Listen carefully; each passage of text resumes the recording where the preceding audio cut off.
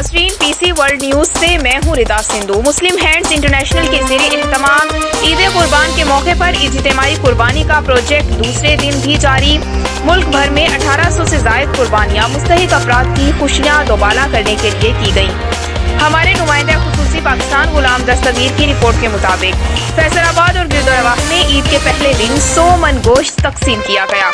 मुस्लिम hands के कुर्बानी project के हेड जाफर माजिद ने तफसीलात बताते हुए कहा कि हमारा मकसद खिदमत इंसानियत है। गरीब अफराद की इज्जत नफ्स मजरूह किए बगैर उनकी दहलीज पर ईद कुर्बान का गोश्त मुहैया कर रहे हैं। इस प्रोजेक्ट में रज़ाकाराना तौर पर Syed Aftab, Azeem Bukhari Shah, Shahzad Sultani, Rana Sajjad Mustafai, chairman Mustafai International Forum, Ayub Awan, Mian Ahmed, Javed Yusufi और दीगर ने भरपूर किरदार अदा किया।